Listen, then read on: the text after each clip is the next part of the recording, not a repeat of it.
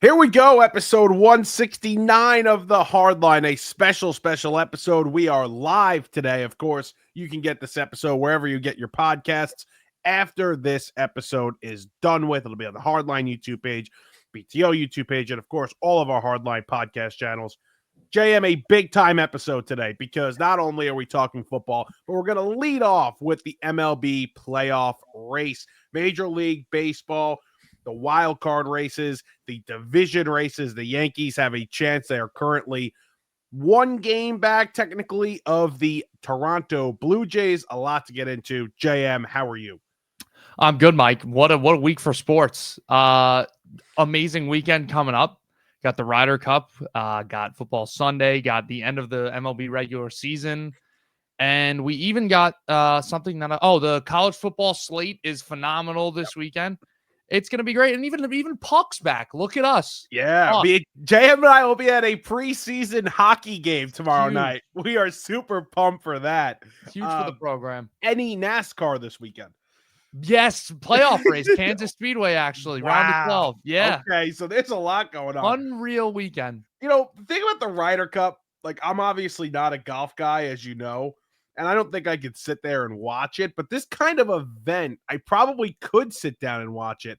But I just physically can't with the weekend going on. When you have the baseball playoff races, when you have the college football slate that you have, the NFL I think it's a great slate on Sunday.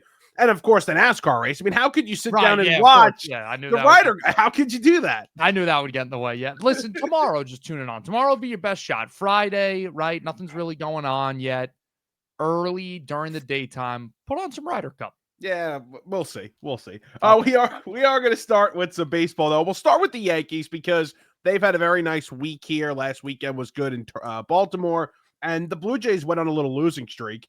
And now the Yankees currently tied, technically, because of the tiebreaker. They're a game back, so they have to win one more game than the Blue Jays the rest of the way. Jam, how shocking is it to you that the Yankees have a chance here to win this division? It's shocking in the sense that where I viewed them in the standings a couple weeks or even days ago, yes, that part is shocking. Now, from an overall standpoint, I'm not shocked. At some point, I just kept looking at those standings and looking at the run differential and being like, the baseball gods got to fix this, right? Like, this thing has to turn at some point. The Yankees are the best run differential in the American League. They have a much better expected win-loss than the Blue Jays. And I'm like, this has to just shift at some point, right? And it didn't seem like it was going to, and it still may not. I mean, the Yankees still need to, keep winning their games, and they're a game back right now. So you got to win, have the Blue Jays lose, and if you do that, you're a game up on them, but then you got to keep winning. You can't just go into cruise control now. So we'll see, but overall, I am surprised that they are in this spot based on the past week, but it's making for really good headlines. And this is funny because we've seen this more in the National League where, and not even last year even, I mean, there was one team that did upset the team that had the bye, but does the bye worry you? I know the Yankees have won the division in these new playoff formats, but that bye doesn't worry you, right? Like, you want that bye. No, the bye does not worry me at all. I really, really want that bye. I mean, I think anytime you could literally eliminate the chance that you get eliminated in a round of the playoffs, you take it. So the fact that they could not only skip out on a wild card round, but also clinch home field advantage throughout the American League playoffs because they're tied for the best record in the American League right now. I mean, this division race is huge for them. And how about George Springer yesterday? On Tuesday.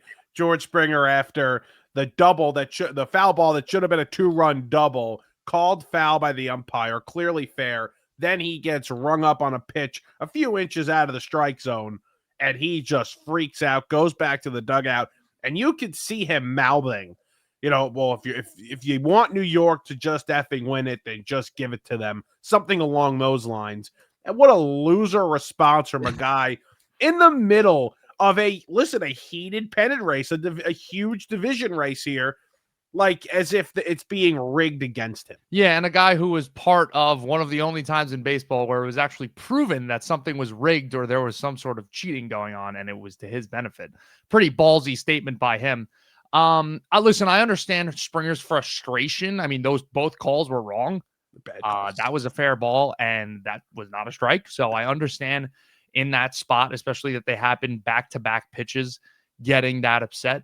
But that part saying if you just want to give it to New York, like the Blue Jays, if they're going to do this, if they're going to try to play some like victim mentality, like they've been, like Aaron Boone says all the time, it's right in front of you. Like they've been able to control their entire own destiny up to this point, and they're the ones that are letting it slip right now. So that's their problem. And George Springer has had a fantastic year. He's got 30 home runs. His OPS is well over 900. He's hitting over 300. He's been great this year.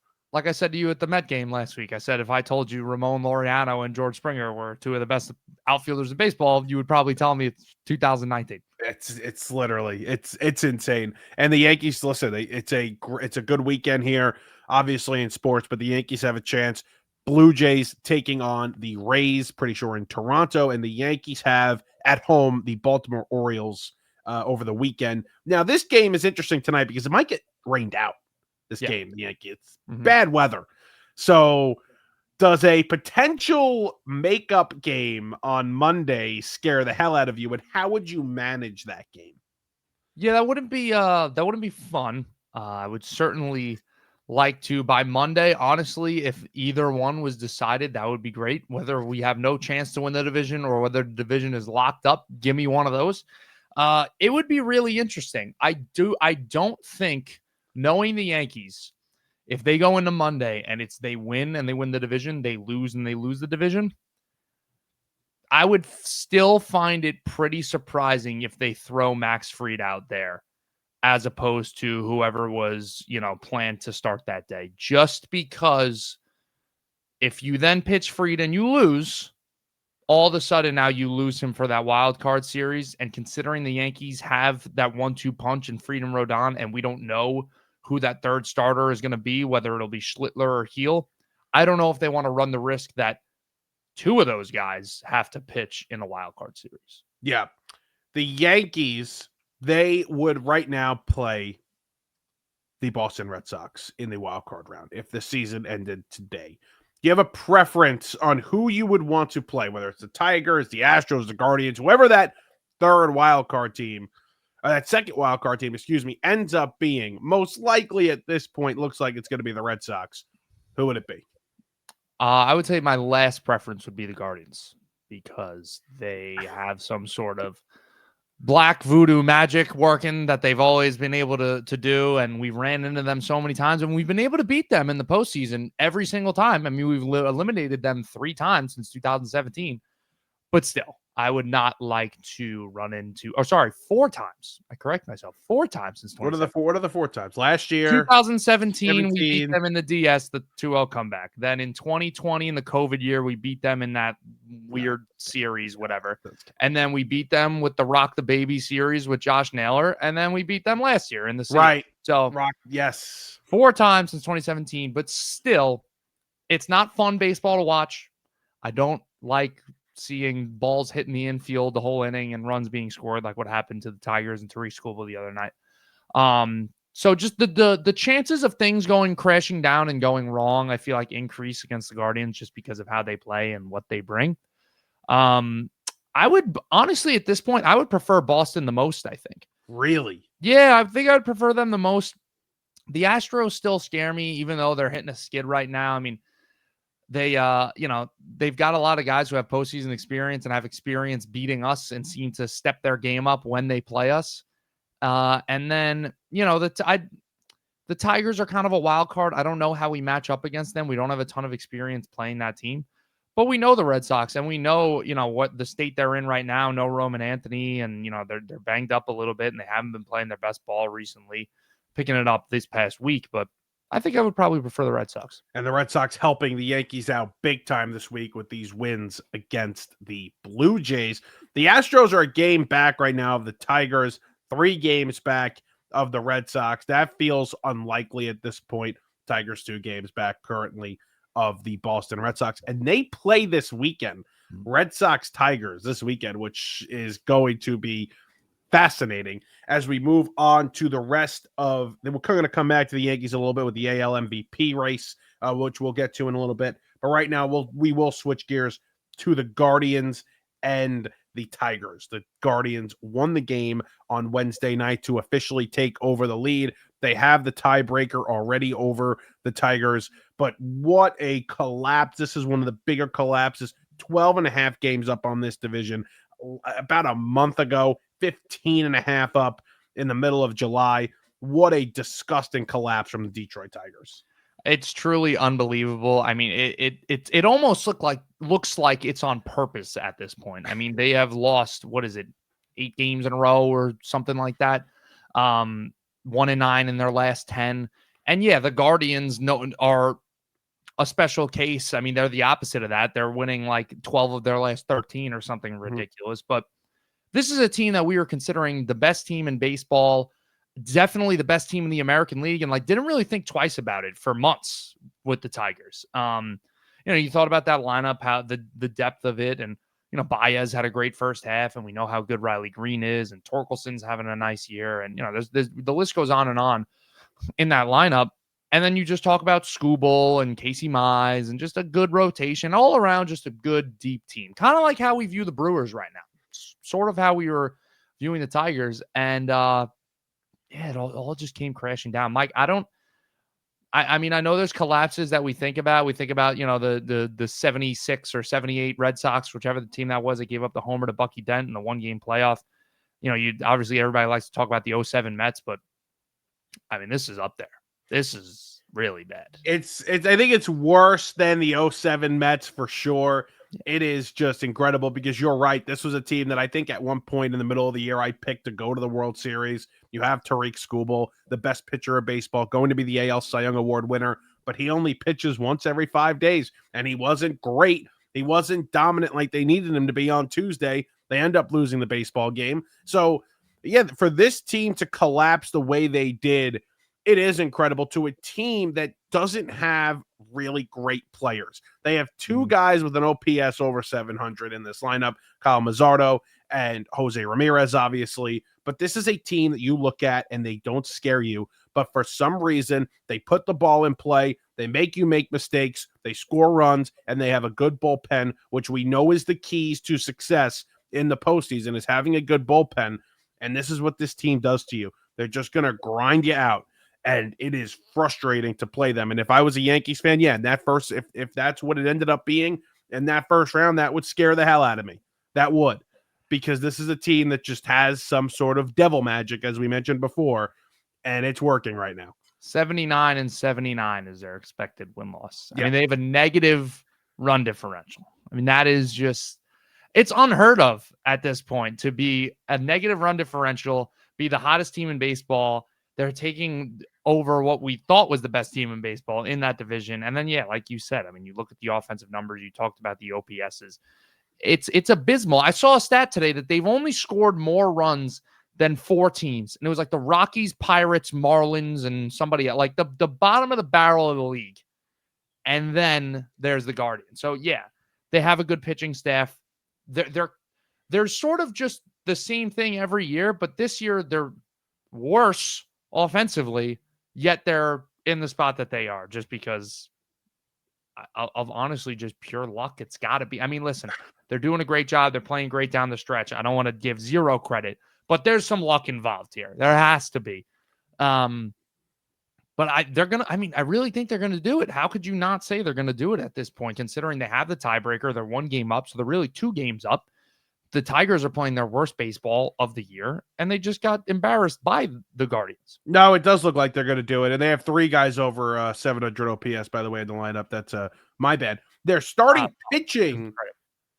Their starting pitching isn't like fantastic either. Like, it's not like they have a big time starter. It's not like they have a bunch of guys that you trust on a daily basis to go in there and get you innings. It reminds you of what they did last season, which again was bullpen, using guys at the right time. And like, this isn't going to be a team that has a guy go deep into the 6th inning. And I can't believe we're saying deep into the 6th inning, but in any postseason game when they get there. Yeah. Gavin Williams is really the only guy. I mean, he pitched okay for them in the playoffs last year. And, he's had a nice season, but there's no more Shane Bieber here. There's no more Corey Kluber. There's no more Carlos Carrasco, like some of these big-time starters these guys have had over the years. This is what they're dealing with. So it's a great story. It's unbelievable.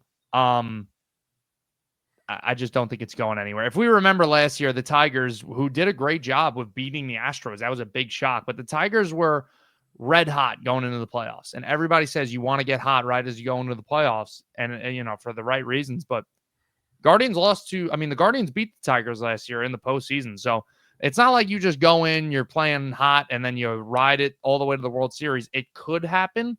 But at the same time, I would bet more that the Guardians don't make it past their round one matchup versus, that they advance 1 or 2 rounds. Right now, it would be the Tigers in the first round. And they play tonight, the third game of the series, correct? If I'm not mistaken. Tonight's the third game of that series. Yep. Yes, in Cleveland for the last one. So exciting. So exciting. What else did we want? Tigers. This is it. If they lose this game, they're conceding the division. It's done. I think isn't it clinched? Because then the Guardians would be 2 games up and they have the tiebreaker. Well, what is it right now? It's one. Oh, no, sorry. It'll be 2 games. Well, right now it's technically 1 game, but it is 2 games. Right. So if they win, it would be 2 games, technically 3 games. So if you lose 3 in a row and the Tigers win 3 in a row. Yeah, but wouldn't the Tigers have a better record? Let's say they win tonight. So the Guardians are 87 and 72. And then they lost the rest of their games, 3 games. They'd be 87 and 75. If the Tigers went 3-0, they'd be 88 and 74. Oh, they have 85 wins. Oh, so they're 1 game up right now. Right, they're 1 game up. Okay, yes. So it would just be 1 more win from. It would be 1 more. The Guardians' magic number would be 1. Yeah, if they win tonight. Yep. Fascinating stuff. Let's move over to the National League side of things. Actually, no, we'll talk about the Mariners in a little bit, actually. I'll save the Mariners for a minute. We'll go to the National League side because, wow, what a doozy this wild card race is.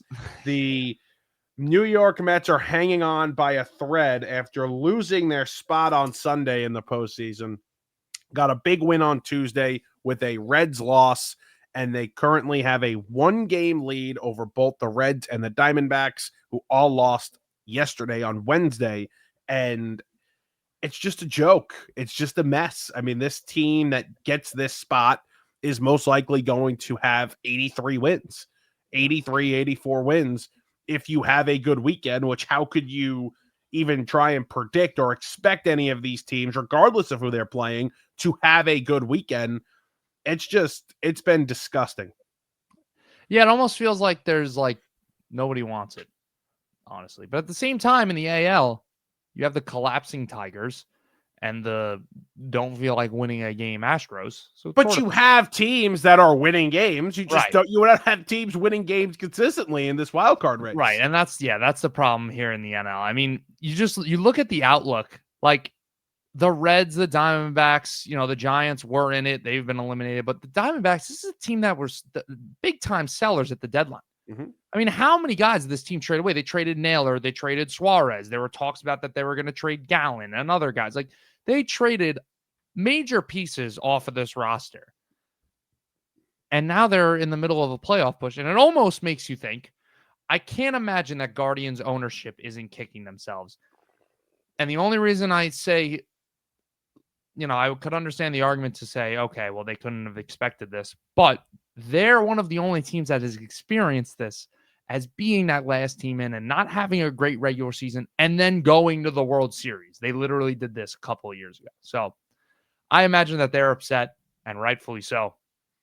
But Mike, my concern for the Mets here, they're one of the worst road teams in the majors. I mean, the splits of road versus home are so eye-popping. I don't know if I've seen anything like this recently. And they finished the last 6 games of the year, which they've played 2 of them already, but they finish it on the road. Yeah, they're 32 and 45 on the road, 49 and 32 at home. It's been not what you want on the road. And of course, you had some Philly fans claiming that they were cheating at some point at home. Right. But yeah, and then you have to play a wild card round on the road. and then you'd have to play the first 2 games of a potential NLDS on the road. So how could you have any confidence if you were to make the playoffs that you are going to be able to win a series, let alone a game on the road?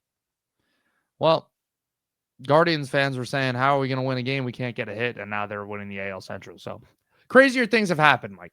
Crazier things have happened, but in my level of confidence, like I wouldn't say I have confidence that the Mets are going to make the playoffs.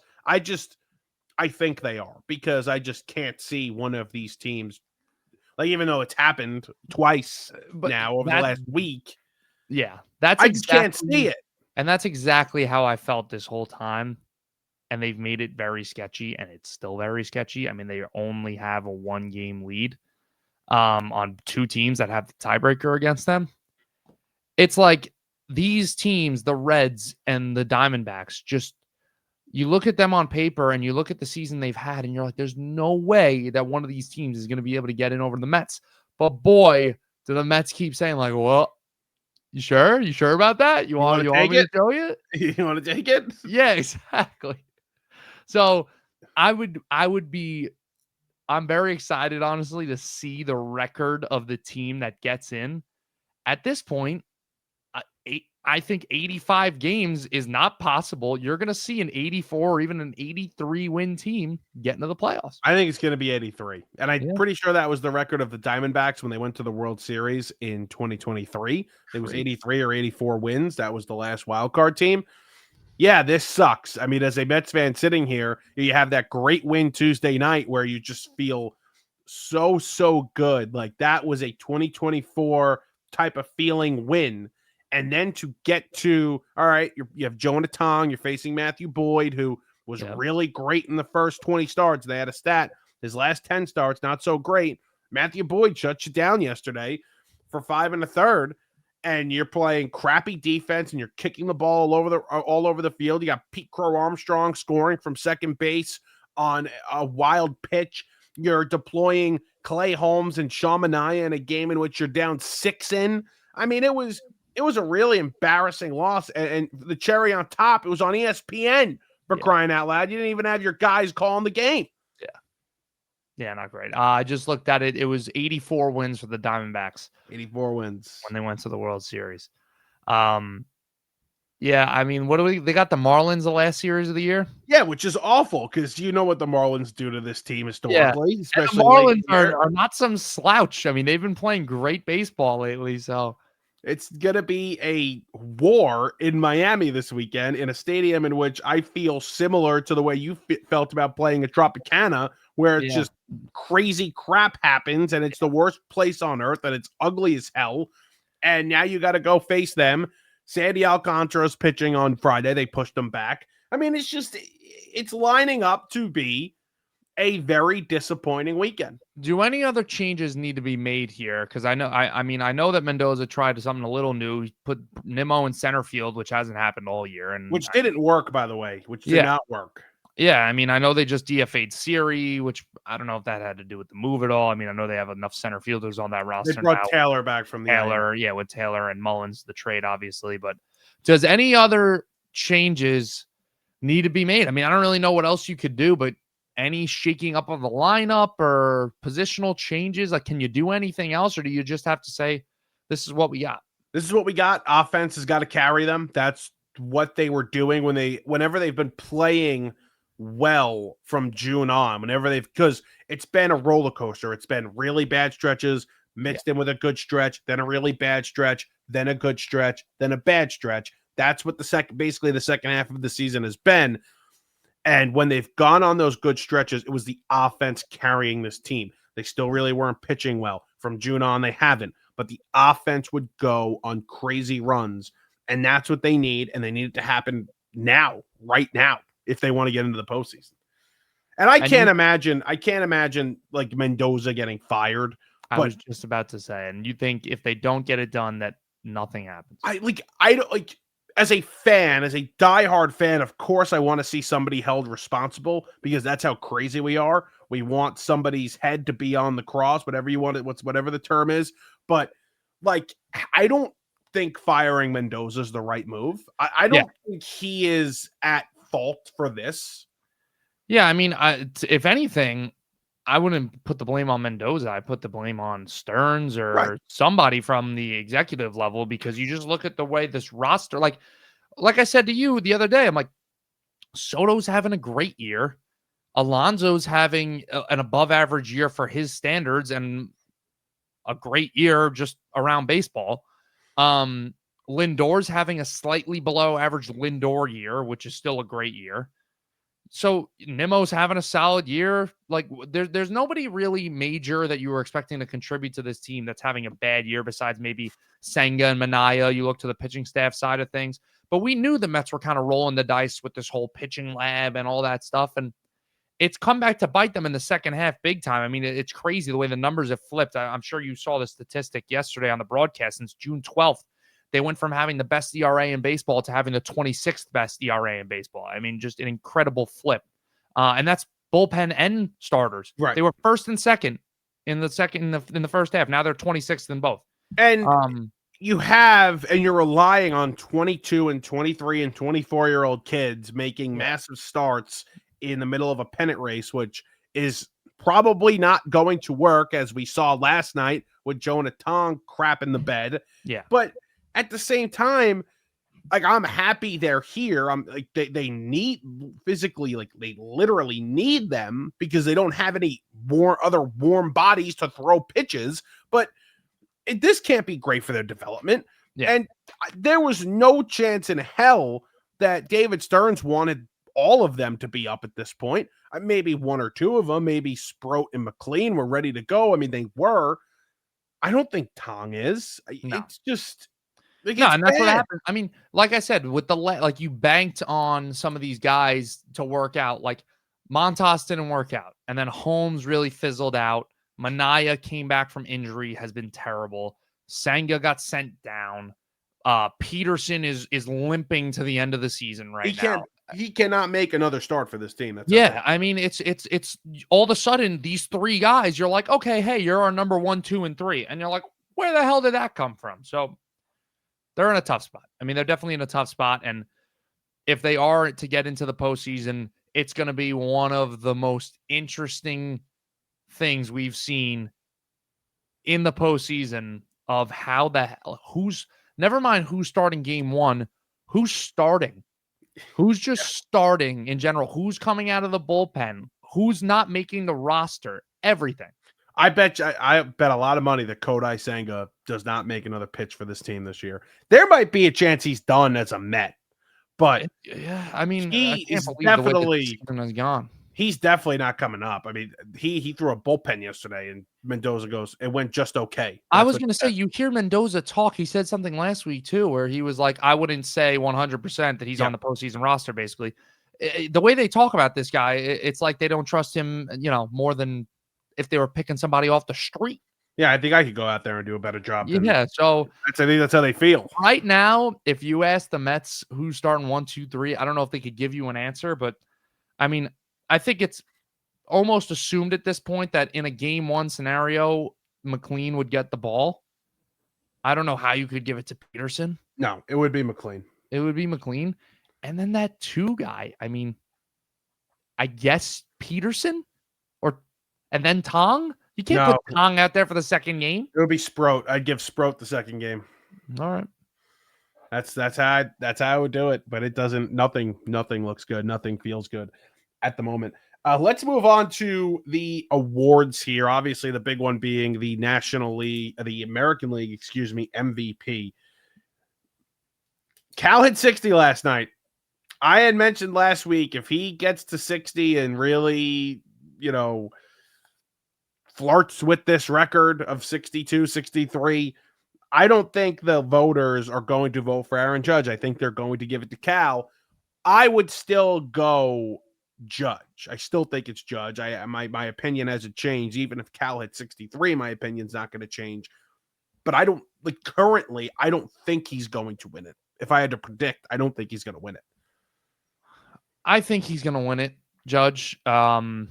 I think just when the vote, from the things I've read today, the only thing that really makes me hesitant by saying that is the Vegas odds, because a lot of the times, Vegas doesn't just put odds out there. We know that there's a lot of close, sources to Vegas, and these are professionals making these lines, and these are as researched as it gets. But something like this, something that's, voted on, that opinions can change as time goes on. I think that what the voters are going to do is they're ultimately going to go judge, just because they'll look at the numbers, and when the hype fades and settles down a little bit, they'll be able to sit down, look at the numbers, and make the choice. But I don't think it's going to be unanimous. I think it's going to be close. The more home runs Raleigh hits here in the next few days is going to increase those chances.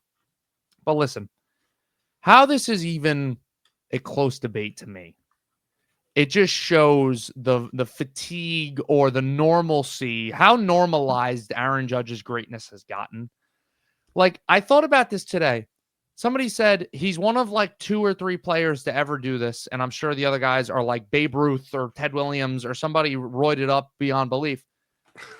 He's one of the only players to get the batting title, which it's not secured yet, but he's most likely going to get the batting title and hit 50 home runs. And I was like, that is so insane now that I think about it. I mean, you're hitting 330 and you're hitting 50 plus home runs, and you're about to break the record for the most intentional walks in American League history, and your OPS starts with 11. Like, it's insane. I think what gets people, though, is that Cal Raleigh is having such an amazing season. But if he doesn't win the MVP, I think people think like it gets kind of forgotten. And I get it. But at the same time, we can't just think that way and be like, okay, so let's just give it to him, even though he's not deserving. Yeah. Listen, when you look at what Judge is doing, it's still historic. It's just not, the number or numbers that you want it to be. It's not the counting stats. It's not the 60 home runs. He's not a switch hitter. He's not a catcher. Right. Those things should not matter. It should be based on what are your numbers and what do they look like. And when you look at Aaron Judge's slash line, it's easily Judge. When you look at the value, it's easily Judge. And this is with Judge missing some time with the elbow injury and then not playing the field for a little bit. And yet his WAR numbers are still much higher. So, like, for me, if I was going to vote, it would be easy. But it also shows, not only do people forget, like, they want to just, what's the word I'm looking for? You had just mentioned something about how, like, normalized the season Judges had. I think it's also, like, people don't want to, like, they want to make this series. They want to recognize Riley for what he did. Right. And there is a voter fatigue, literally, and they want to be the guy that says, I voted for Cal. I made Cal the MVP. Right. I definitely, and that's a major problem. But yes, I do think that is tied into it as well. I mean, the thing that's crazy to me and just shows me that this is more of a narrative-driven thing than a numbers or logically driven thing is Aaron Judge over the past 2 weeks has a batting average over 400 and OPS in the 1500s. And since then, his MVP odds have gone down like day by day. And it just shows that Judge's numbers on the year are actually improving. But because Raleigh is now at the 60 mark, and it's something we've never seen before out of a catcher, and it's a remarkable season. Like, I really feel bad for the both of them, because these are 2 seasons that are unbelievable that we don't see every year, I know we've seen it a lot with Judge because he's so great, but besides Aaron Judge, you don't see this very often. And we definitely don't see 60 home runs very often and from a catcher. So it's a great year for the both of them. Unfortunately, they're in the same league in the same year. But one point I saw, MLB Network's driving me crazy. These guys, Mark DeRosa and some of these guys on MLB Network with Cal Raleigh, they're really, really just getting out of their minds with this. Mark DeRosa made a point today where he said, in this generation, all I've heard is batting average doesn't matter and batting average this and blah, blah, blah. And it's not this important stat that everybody makes out to be. And he's like, right. And now people want to throw out Judge's 328 at me versus Cal Raleigh's 248. And I audibly yelled when he was saying this, because I'm like, how tone deaf can you be? People say that batting average doesn't matter, but not just for no reason. What do they say matters instead? OPS. OPS is the big thing that everybody loves now, right? It's become huge over the past 10, 15 years, whatever it may have been. And Aaron Judge's OPS is 177 points higher than Cal Raleigh's. And then you throw in WAR, which takes into account Cal Raleigh as a catcher and all these things, and Judge beats him and everything. So if he wins it, Raleigh, it's just going to be from a narrative and people, voter fatigue and all that stuff. But I really don't see a numbers argument at this point. No, you can't. Before we switch over to football for a little bit, it's one surprise team in each league that you believe could win the World Series. Maybe not surprise, but, team that like nobody's talking about and enough, at least, as a favorite that could get to the World Series in each league. All right. Let's see. I mean, I'll start. I have mine. I have mine. Go ahead. If you want to look for a second. Go ahead. Mine's easily Seattle. I think Seattle's going to go to the World Series. I think Seattle's going to win the World Series. Wow. And I'm a big Seattle guy. I was just a year early. On Seattle. Last year, remember Seattle Phillies? That was my World Series. Yep. You loved yourself. You loved Seattle for a while now. I have. And the team on the National League side is tougher, but I'll say my prediction for it, which I guess is the Phillies, because when you lose Wheeler, you almost feel like it's close to impossible to get to the World Series. I feel like people are talking about the Dodgers. Obviously, they're talking about the Brewers and the Padres, and the Cubs are getting no love. I don't think they can get there. The Cubs are getting no love, but I don't think they can. So I would say the Phillies. I actually thought you were going to say the opposite, that the Phillies, I mean, I've seen the Phillies get a lot of praise. I wouldn't consider them a surprise, but I don't know, maybe we're not getting enough love, at least. Okay. American League, I mean, my choices are slim. I don't think the Yankees would be a surprise considering they're the team that just went there last year. And you just went with the Mariners, and I've made it known that I'm not a big Guardians guy. So I'm going to go with the Red Sox. I mean, I think that if Anthony comes back and he doesn't even need to be 100% of himself. If he's 80 to 90% of the Roman Anthony we were seeing, they'll be just fine. And you look at that rotation, I mean, Crochet is one of the best pitchers in the American League and a guy that you feel confident pitching in big spots for you in the postseason.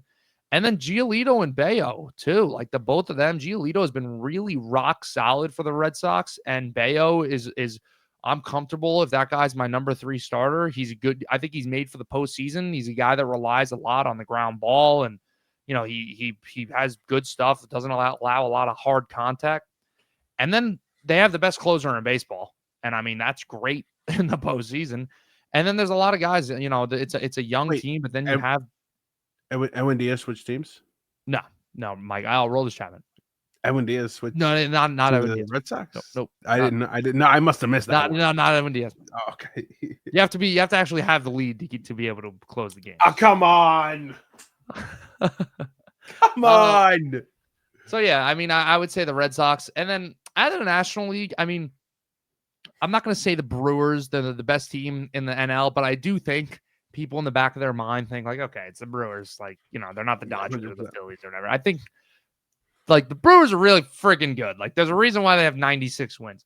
The Padres, I don't think would be a huge surprise to everybody. I'm going to go with the Cubs. I mean, I know nobody's giving them any love. No love. And I would be surprised if they were able to make it. But listen, this is an offense that is built for the postseason. I mean, they have really, really good depth in this lineup. And, if they could just get some good pitching out of Matt Boyd and Kate Horton and Imanaga, I mean, that's not a terrible rotation. So if their pitching can just have sort of like a 20 whatever Braves that year when their bullpen just decided to be great out of nowhere, Cubs are going to the World Series. Look at you, the Cubbies. On the Cubbies train. Everybody loves Wrigley Field in the postseason. Why not? I got to go to Wrigley. I'm doing Wrigley next year. 110%. You gotta make like a weekend out of that. Yeah, Try to hit a couple spots. I want to go see. I want to see Chicago. I'm like, I think Chicago's great. Nice. Just don't go to Yeah, of course. Bad parts. Yeah, obviously. Let's switch over to football here as we get set for a lot of games. I want to start with the Ravens because obviously they're a big topic on this show because JM is a closeted Ravens fan. Yes. So, like, they have a lot of issues. Their defense is not good. They are not good situationally. They have been really bad late in games for about a year now. And you saw that again on Monday night against the Lions. They were pushed around. Their defensive front was easily pushed around by a young offensive line in the Detroit Lions. I have my concerns. I think this is going to be a tough football game for them on Sunday against the Chiefs. And I would start to worry if I was a Ravens fan. I would.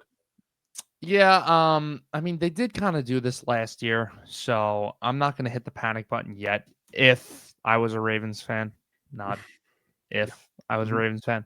Some of the weird concerns, like Derrick Henry fumbling 3 times in 3 weeks, is kind of bizarre, but I would leave that up to just randomness more than a fumble problem for Derrick Henry. I think it's just odd that that's happened. I wouldn't expect him to continue to have ball security issues. I don't think at the age of 32 that all of a sudden you're an all-time running back and then you just forget how to carry the football. But yeah, the defense, I have concerns. I don't really have concerns about the offense much. But the defense, I mean, the Lions, I think, have shown us after that bad week 1, they're like, hey, we're still the Lions. I think that definitely still stands. But you look at that 2-minute drill that they had against the Bills. And I mean, I know I don't know if there's defenses besides the 85 Bears that could have stopped that 2-minute drill from Josh Allen, but holy crap, was it like the Bills could have scored in one play if they really wanted to. I mean, that secondary looked terrible.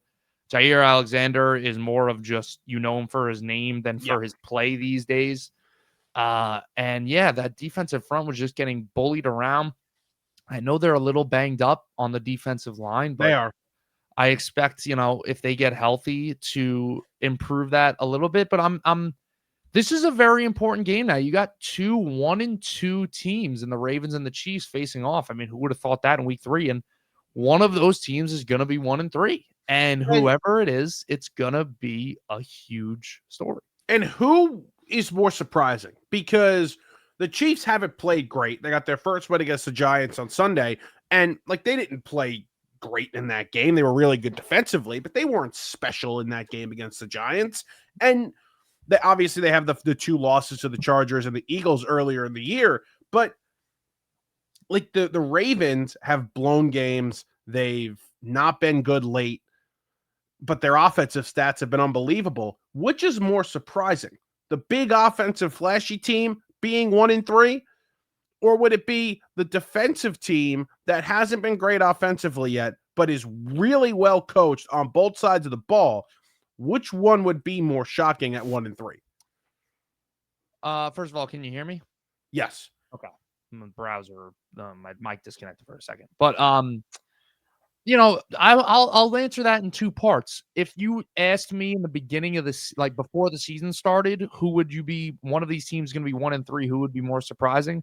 I would tell you the Chiefs would be more surprising because they're the Chiefs, and I'm like, how the Chiefs have never been 1-3 in like over a decade. How would that happen? But from what I viewed through 3 weeks of football, I would say the Ravens would be more surprising to me if they're 1-3. I mean, the defense sure hasn't looked great, but off of what I saw week 1 in that crazy Sunday night game, I don't think anybody came out of that saying, we're worried about the Ravens going forward in the regular season. Maybe there were concerns about, hey, in the postseason, are they going to be the same old Ravens because they just did it the other night? But just from the quality of football that I've watched, I would be way more surprised. Lamar in these games, I mean, there were a couple of points on Monday night where it was 3rd and long, and they needed about 4 or 5 yards to even consider going forward on 4th down. And it was either a tie game or they were down 1 score. And he was taking sacks, took a lot of sacks, unnecessary sacks the other night, trying to do too much. And that scares the hell out of me, too, if you're late in the game with Lamar trying to make that big-time flashy play. Now, again, give Detroit credit. They did a great job defensively against him, especially in the second half, completely bottled that offense up. But you're facing a better defense this week, and you're on the road. I like the Chiefs outright in this game. I really do. I think the Chiefs are going to win this football game. I mean, before I get to that, just piggybacking off of your point, what they did the thing that was really concerning me was when they got the ball. Lamar had a great throw on the run to, forgive me, I don't even know who the Ravens receiver was. It was some guy I've probably never heard of. Was it Tylan Wallace or whatever the guy's name? Wallace. Yes. Yeah. Yes. And they had it 1st and goal inside the 5. And you think between Lamar and Henry, there's no way they don't score a touchdown right now. And they go 3 runs in a row to Henry, don't get it. And then they go for it. And there was some frustration on the play calling or something with Lamar before then. They called the timeout. And then they go for it. And Lamar ends up getting strip sacked. And they lose like 20 yards. And the Lions get the ball. That to me was like, whoa.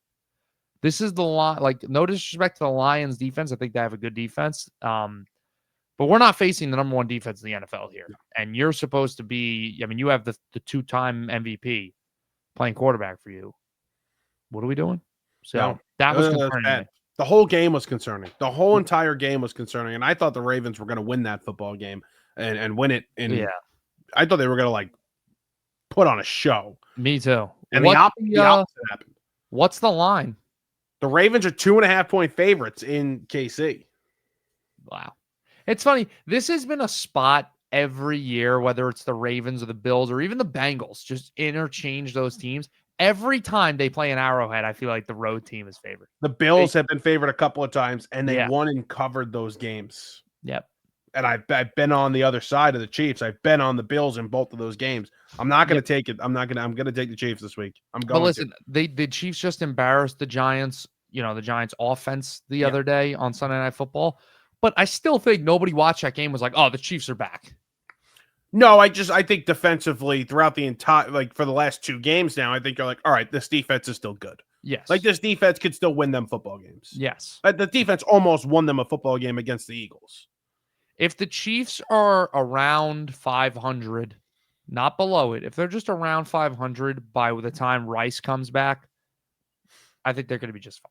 And Worthy is not. I don't think Worthy's coming back this week, correct? Or I think he's trending to play right now, but I don't know how many snaps he's going to get, and if that'll hold up. But right now, I think he's trending to play. Yeah, interesting. JM, the Eagles and the BUCS play this week. Now, I just want to get the right number. How many times in a row the Eagles have went there and lost?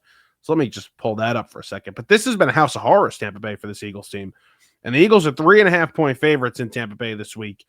And it has not been good. It has not been good for the Eagles in Tampa Bay. I think the Eagles are going to win this game. I think they're finally going to get the monkey off their back. I think they're going to win this game. You have Evans out. You have Baker, who's been banged up after the Texan game. He got dinged up, and then he was dinged up again last week. I like the Eagles here. I really do. And they finally put on that offensive show that we kind of know is in there with their passing game with A.J. Brown and Jalen Hurts.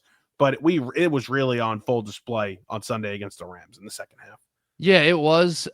This is a big spot for both teams. Not a lot of pressure on either team. I know both teams really want to win it. It's personal for the Eagles, like you said, the history they have in Tampa Bay. They just want to. Either of these teams is thinking about winning their division and possibly making a run at the number 1 seed in the NFC right now. So it's a big game for both teams, but at the same time, whoever loses it, you're 3-1. There's nothing to panic about. Mike, I'm just going to get right to the point with the Eagles.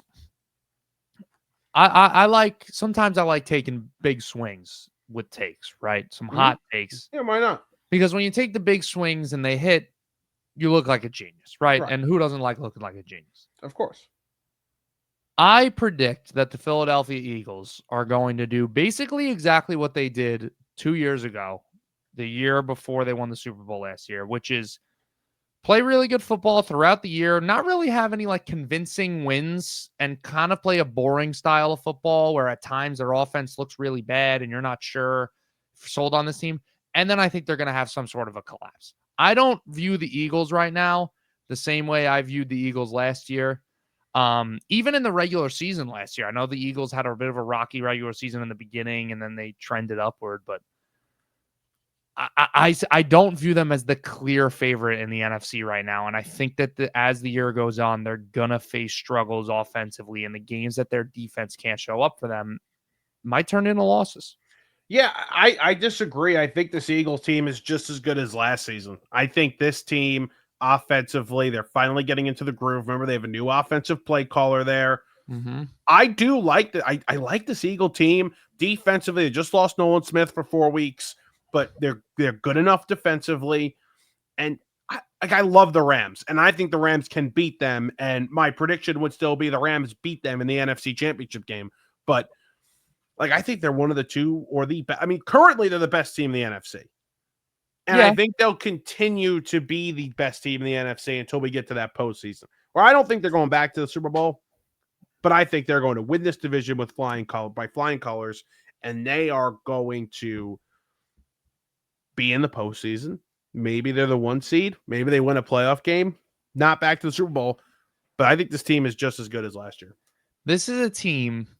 God help the Giants. The Eagles in there. I know they have a bye week mixed in here. Or no, they don't have a bye week mixed in here. They have a mini bye from the Thursday night game. They played the Giants Thursday night on October 9th, then they play them again October 26th. Yeah, it's great. Those are 2 weeks separated from each other. So God help the Giants. But coming out of the bye, November 10th, they go to Green Bay on primetime, Monday Night Football, play the Packers. Then the next week, they're home against the Lions for Sunday Night Football. Then they play the Cowboys, Bears, Chargers, Raider, whatever. I think November, the cracks are going to start to show. And listen, this isn't, by the cracks, I don't mean this team is going to win 10 games. But I think you're going to go into the postseason and say, okay, Eagles, Rams, Packers, Lions, whoever else. It's anybody's NFC. That'll be big. Those games will be big because those are basically going to be tests for each team and what they look at. Where do you rank up the what do they call it? The what ladder? What the ladder? What do they call those games? The what when you ladders? play a really good team, another really good team in the middle of the season. The litmus test. The litmus test. Yes. Is it litmus test? Okay. Yes. I mean, clip it up if you want. If they go, 17-0, I might just never appear on the show again. But yeah, or if they win the Super Bowl. Yeah. But yeah, I'm getting that same feeling I got with them. Like they haven't been able to get Saquon going yet. But they just had a big game offensively. I know it hasn't mattered yet, but at some point, it's gonna have to matter, and they haven't been able to do it yet. So now you just sound like a hater, and I can't believe I'm on their side. Go Birds, Mike Merlo. Always surprised, but I'm not there yet. They haven't showed me enough. I think early on in the season, especially, there's not enough games on paper to back these things up in terms of they're 3-0.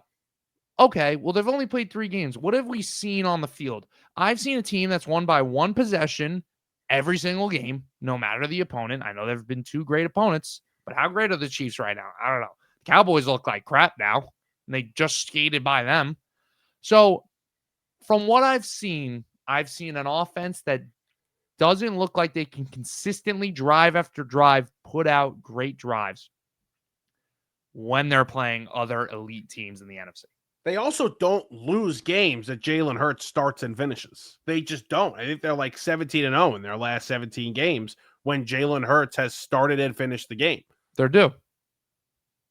That's what it sounds like to me. They're due. They're due.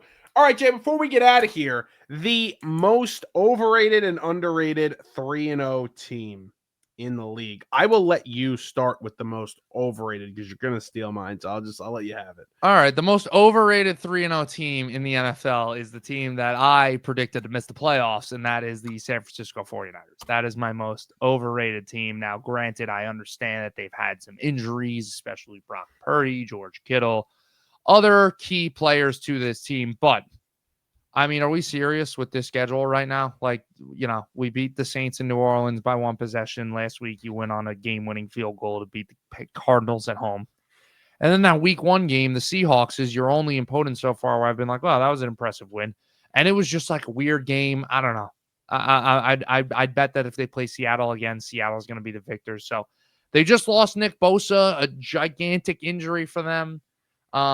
I still don't view this team as the best team in the NFC West. I don't view them as the second best team in the NFC West. I view them as third best. I would put Seattle and the Rams over them. So they're my most overrated 3-0 team. This is why I predicted them to make the playoffs, because the schedule just being so easy. I agree with you. They're easily the most overrated team. They kind of piss me off because they're really not that good, and they're going to continue to win games. They got the Jags at home. The Jags, could throw up all over themselves and lose this game, and we could be looking at a 4-0 San Francisco 49er team, regardless of who plays quarterback this week, which, again, is very frustrating. But I am going to say the Niners. I will throw out Tampa, who I'm also a massive fan of. Tampa's won these really close games late in the game-winning drives. You could throw out Tampa if you want, because they haven't looked great yet this year. Yeah, no, they haven't. I don't even know why I decided to pick this segment, because now I'm going to have to say something that I don't want to say. But I guess by default, like they did with the division last year when they won it, by default, the most underrated 0-3 team is the Houston Texans, just because when I look at the rest of these teams, I mean, what am I going to do? Sit here and say the Jets? Like, I'm not going to say the Giants. The Dolphins look terrible. I'm not going to say the Saints. Like, there's nobody really convincing on here that I could go with. The Titans were the team that ran into my head for a split second because they played Denver closely and had a decent game against the Rams. But then I thought you said most underrated 3-0 team. No, it was most overrated 3-0 team and the most underrated 0-3 team. But we could do both if you want. I'm just going to say the Giants, but because there's nobody else to say. You think the Giants are better than the Texans? Well, you just said the Texans. I mean, we could both have the same one. I don't know. The Giants might be better than the Texans right now. I don't know. The Texans look like crap. Well, if it was to be the most underrated 3-0 team, like you said, I think it's easily the Chargers. Oh, okay. Damn it. The Chargers. Chargers. What the Chargers have done, and I understand the Colts have looked great, and they deserve their flowers too, but the Chargers to me look like contenders. I'm just going to use the vague word contenders. I'm not going to say put Super Bowl in front of it, but they look like legitimate contenders to me. A great game for them to take care of a division rival who was hungry in the Denver Broncos last week. They beat the Chiefs in Brazil, and then, maybe not the best game against the Raiders, considering how close it was later on in the game. But at the same time, I view that as, hey, you went in on a primetime game and beat a division opponent in their home opener. That's huge. So the Chargers to me, and how Herbert looks in this passing game, the fact that Quentin Johnston is like the number one receiver on this team right now, and that in a good way, I'd say the Chargers. Yeah, it's cute. They're not only the most underrated team, they're the fifth best team in football. They're a serious Super Bowl contender. They're the second best team in the AFC currently. They have one of the best coaches in the league. They have one of the most talented quarterbacks in the league, who's finally starting to get his praise. My guy, Jay Herbie, going to win in the postseason this year. Chargers, easy. Fifth best team. The only other teams better than them currently, Rams, Eagles, Bills, Packers are the only teams currently better. I would put the Lions 6 behind the Chargers. Chargers are legit. They are going to the AFC Championship game. Big Chargers guy, big Herbert guy, big Harbaugh guy. Those are my guys. Those are your guys. Jam, I think that's going to do it. Episode 169. That's good for us. My throat hurts. I've done 3 straight podcasts. This has been a day. Sure it does. As we get set for a great sports weekend. College football, Ryder Cup, NFL, MLB playoff race, NASCAR in Kansas. Here we go. What a weekend. We will talk to you guys next week, breaking down all of it, not the golf, but everything else. We will break it down, and we cannot wait for it. Talk to you guys next week.